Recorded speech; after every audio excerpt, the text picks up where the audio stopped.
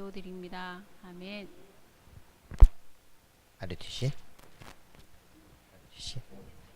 타임.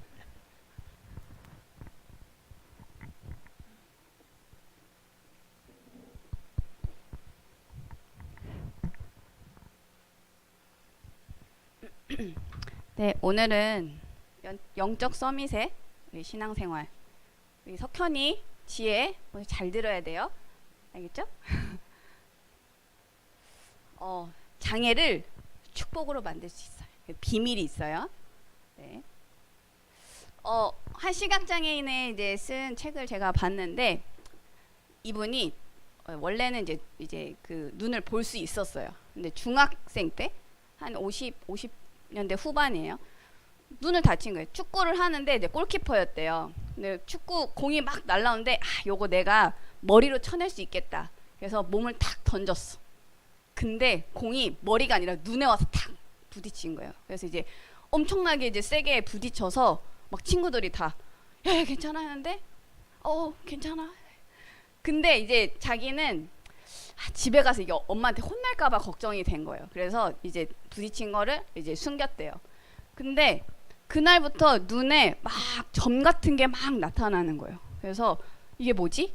이제 근데 숨겨가지고 한 3주 정도를 숨긴 거야. 근데 이제 더 이상 이제 숨길 수가 없게 되어서 이제 엄마한테 말해서 이제 병원을 갔더니 이제 그 당시 의료 기술이 발달이 안 돼 있으니까 그 병명을 모르는 거야. 왜 점이 보이는지. 그래서 한 6개월이 걸렸대요. 병명을 알아내는데. 병명이 뭐냐? 망막박리. 눈에서 이 각막이 이 망막인 부분이 더 나가져 부서지는 그런 건데 그래서 점들이 보였던 거예요. 근데 이제 그 사건으로 인해서 어머니가 충격을 받아서 뇌졸중으로 이제 몇 개월 만에 이제 돌아가셨어요. 근데 이제 이 사건이 있기 한 몇 해 전에 아버님도 돌아가신 상태였는데 엄마마저 이제 돌아가시니까 이제 누나가 갑자기 이제 가장이 됐어요. 그래서 누나가 학업을 다 포기하고 이제 먹여 살리겠다고 막 일을 했대요.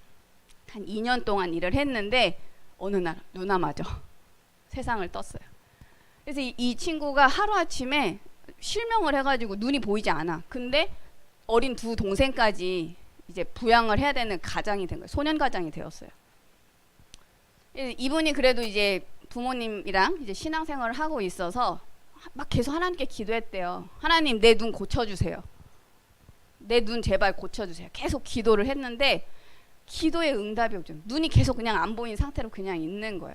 이제 어느 날 이제 그 기독교 방송을 이제 청취하는데 라디오 방송을 들었는데 이 목사님 이제 진행하시는 목사님께 내 편지를 써야겠다. 왜 기도 응답이 없는지 이제 딱 보냈더니 그 목사님이 이렇게 말씀하셨대요. 하나님은 이미 대답하셨다. NO. 눈 고쳐주지 않을 거다. NO. 근데 이거를 통하여 하나님이 하시려는 일이 있다. 이제 그러면서 이제 성경 구절 두 가지를 얘기를 해줬대요. 요한복음 9장 1에서 3절. 여기 뭐냐? 맹인이 났는데 제자들이 예수님 앞에 와서 이 맹인이 이 눈 먼 것이 누구 때문이냐? 누구 죄 때문이냐? 그 하나님이 하실 일이 있다. 그리고 이제 고린도 후서 12장에 보면은 이제 바울도 그 몸에 가시가 있었다. 그래서 이제 질병을 갖고 있었는데 그게 하나님의 뜻에 쓰인다. 이제 그런 구절을 두 개를 알려줬대요. 그 목사님이. 근데 이제 이분이 왜 내가 기도해도 응답이 없는가 항상 그 내 믿음이 부족한가?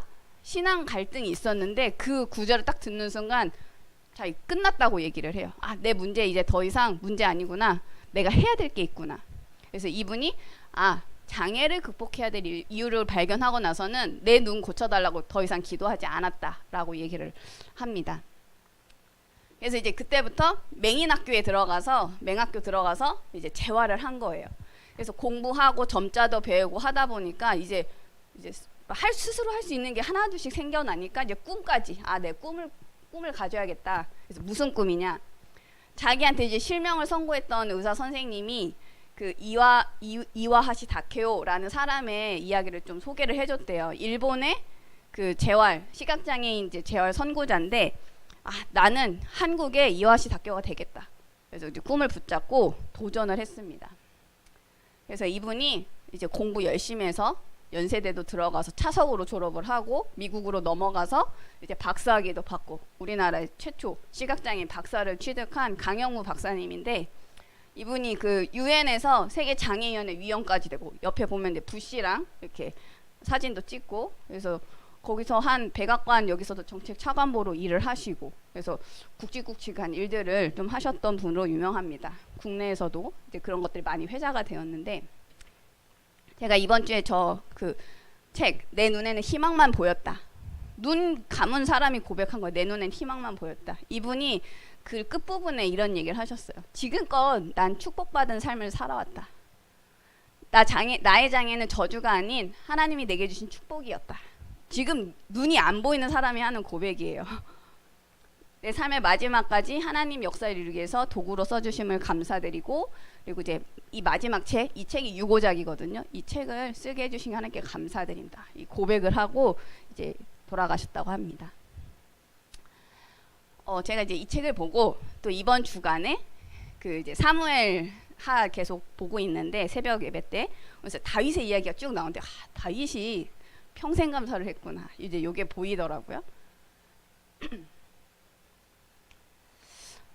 이제 저번에 목사님께서 이 책을 보시고 평생감사 이제 실천편 책을 보시고 해주신 말씀이 있는데 저도 이제 이게 탁 와닿았어요. 민수기 14장 28절 보니까 그 이제 출애굽한 백성들이 이제 가나안 들어가기 전에 정탐꾼을 보냈잖아요. 근데 정탐꾼들이 와서 야 우리는 메뚜기 같아. 저 그러면 큰일 나 우리 죽어 막 이제 그걸 보고 막 원망 불평을 했어요. 그러니까 하나님이 너희 말이 내 귀에 들린 대로 그대로 하겠다.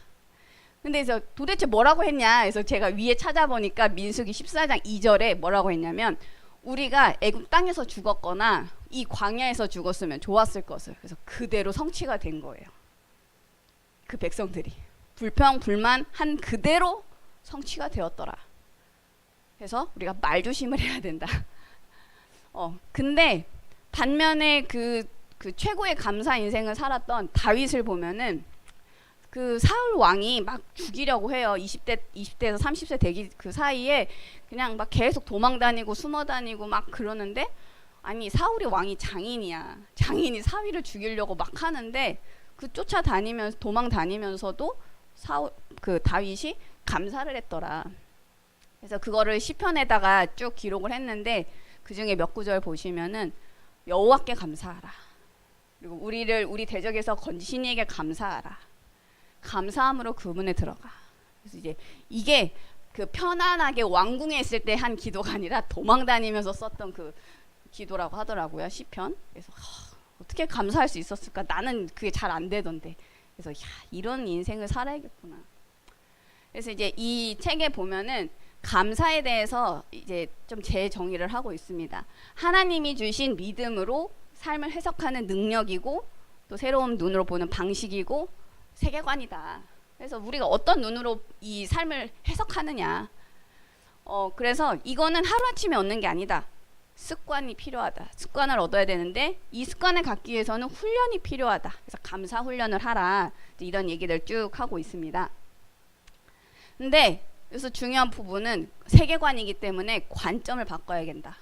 우리가 어떤 하나 사건을 놓고도 A라는 측면에서 볼 수 있고 B라는 측면으로 볼 수 있거든요. 예를 들어서 석현이가 이게 지금 있는 회사가 좋을 수도 있고 지금 있는 회사가 싫을 수도 있어요. 내가 좋은 점을 보면 좋아 보이고 싫은 점을 보면 싫어 보여요. 우리 눈이 어떻게 보이느냐에 따라 달라진다. 그래서 예를 들어서 불평불만이 많다. 불평불만이 많으면 그대로 된다. 아까 앞에서 얘기한 대로 그대로 된다. 불평불만하니까. 부정적인 사람은 그대로 됩니다. 그래서 아주 작은 것부터 우리가 감사를 보는 훈련을 해야 된다. 그래서 제가 지금 이제 끝부분에 한 분씩 시킬 거예요. 내가 뭐 감사해야 되지 생각하고 계세요. 그냥 듣지 마시고. 일상 속에서 감사를 실천할 수 있는 방법을 이분이 이제 여러 가지를 소개를 했는데 뭐 간단하게 감사일기를 써라. 그래서 이분이 뭐 100개 정도 쓰라고 하더라고요. 작은 거 놓고. 그래서 제가 한 지난주에 한번 100개를 써봤어요. 일기장에다가 100개를 쭉 써봤어. 한 두 쪽, 세 쪽이 나오더라고요. 제가 많이 바뀌었구나 생각이 됐어요. 예전같이 한 몇 년 전에 했으면 이게 잘 안 나왔을 텐데 그러니까 100개 뭐 금방 쓸 수 있을 것 같아요. 뭐 큰 거 쓰는 게 아니에요. 평상시에 감사할 게 수두룩 빽빽 하더라. 감사 파트너. 내 옆에 있는 사람이 항상 부정적이면 나까지 전염이 돼요. 반대로 내가 부정적이면 옆 사람한테 전염이 돼요. 그래서 감사하고 또 감사할 줄 아는 사람과 함께 해야 된다. 항상. 그리고 감사 언어를 다 바꿔야 돼요. 감사 편지 띄우기. 그리고 감사 서약문 쓰기. 선서하듯이 얘기를 하는 거예요. 그래서 제가 이거를 가지고 간단히 이번 주간에 제가 감사를 뭘 했냐. 첫 번째는 제가 치과 치료를 받으러 갔어요. 이제 한 4개를 고쳐야 된대. 근데 이제 뭐 몇백씩 깨지잖아요. 치과 치료 한번 받으면. 근데 한편으로 이렇게 생각했어요. 야, 나머지 20개는 건강해. 나머지 20개 다 고치면 1,000만 원 드려야 돼. 1,000만 원, 2,000만 원 드려야 되는데 4개만 고치셔서 다행이다. 근데 또 제가 한 3시간 넘게 치료를 받는데 의사 선생님이 막 나를 치료를 해주고 가는데 수고하셨어요 이러는 거야. 아니 본인이 수고해놓고 나한테 수고하셨대. 감사하다. 그래서 감사할 게 있구나.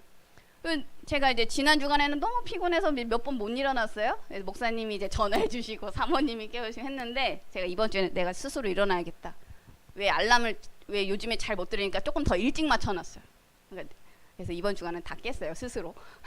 그래서 감사하다. 마지막에 지난주에 이제 그 강단 메시지 하시면서 복음 편지에 대해서 쭉 말씀을 하셨는데 제가 한 10여 년, 20여 년 복음 편지에 대해서 알고는 있었지만 뭐 왜 뭐 어쩌고저쩌고 앞글자 따서 외우기도 하고 했는데 의미를 모르고 그냥 했었거든요. 근데 이번에 쭉 보니까 일반적으로 이 복음에 대해서 모르는 사람들 그리고 불신자, 신자 똑같구나. 그거에 대해서 의미를 알고 이 10가지가 어떤 흐름이 있구나. 왜 이렇게 질문을 하고 이 구절로 답을 했는지 흐름이 있구나. 그래서 요걸 알게 되니까 이게 새롭게 보이더라고요. 또 새로운 깨달음을 알게 참 감사하다. 그래서 어저께 그 신천지 그 7월 주제가 나왔길래 제 나름대로 연구해서 복음 편지 내용 보고 이제 이번에 받은 거니까 딱 붙여 넣기 하고 그렇게 정리를 했거든요. 그래서 나름대로 한번 정리하고 제가 한번 했으니까 이제 목사님이 이제 월말에 이제 그거 이렇게 또 스크립트 해주시면 그거 보고 이제 체크하고 감사하다. 감사할 게 많습니다. 우리 동정이 이따 오후 포럼 때 뭘 감사했는지 하나 얘기를 해주세요. 이제 실천을 해야 되니까 시간이 없으니까 다른 분들은 제가 스킵을 하겠습니다. 근데 다윗이 이렇게 감사 인생을 살았는데 진짜 축복을 받은 비밀은 따로 있었어요. 여러분이 그걸 아시려면 새벽 예배를 오셔야 됩니다. 우리가 최고 감사의 이유를 어디서 찾아야 되냐? 그냥 뭐 건강해서 감사, 뭐 돈 벌어서 감사 그게 아니라요. 우리가 구원받은 거에 감사하다. 구원받은 건 우리가 잘나서 받은 게 아니고 하나님이 은혜로 주신 선물이다. 우리 선물 예를 들어서 동정이한테 제가 막 선물 주면 고맙습니다 할 거 아니에요. 지혜한테 만약에 선물 주면 고맙습니다 할 거 아니에요. 잘해서 준 게 아니라 그냥 선물 주면은 고맙습니다. 근데 은혜로 받은 이 선물 이걸 알면은 우리가 어떤 사람인지 알게 되는 거죠. 어떤 신분, 어떤 권세를 갖고 있는지 알게 되는 거죠. 그래서 담대하게 도전할 수 있다. 근데 제가 이번 주간에 사무엘하 7장 보면서 엄청난 축복을 받은 다윗의 그 이제 이야기가 나오는데 그냥 나는 이 궁에 있는데 백향목 궁에 있는데 하나님의 언약궤는 저기 밖에 있네. 그 생각만 했어요. 그러니까 성전 건축을 한 것도 아니야. 할까?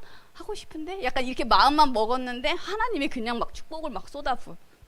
막 몇 구절 한 10구절 넘게가 그냥 계속 축복이에요. 쏟아 부으시는구나. 근데 이 그냥 성전을 건축하겠다 해서 그냥 한 게 아니라 이 건축의 의미를 알고 한 거죠.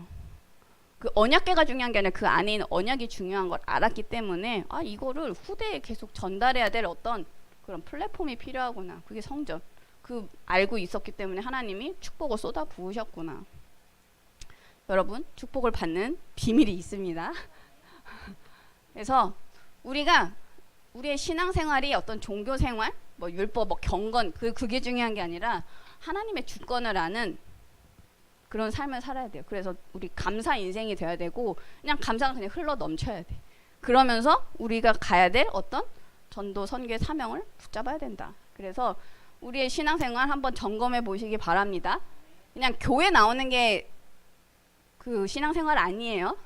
메시지를 듣고, 메시지를 오늘 렘넌트 메시지 때도 얘기했지만 구원받은 게 그냥 끝이 아니라 실제 그걸 가지고 현장에서 누리는 거, 기도로서 묵상하고 언약을 누리는 거, 그건 진짜 영적 독립이다 이렇게 말씀하셨는데, 그래서 다윗이 받았던 최고의 축복은 뭐냐? 왕 같은 제사장으로 국가를 다스리고 또 하나님께 헌신하는 그런 최고의 인생을 살았다. 그 구약 시대에 있었던 사건이 오늘 우리 마하나임 교회 성도님께도 똑같이 임하시길 기도하겠습니다. 감사합니다.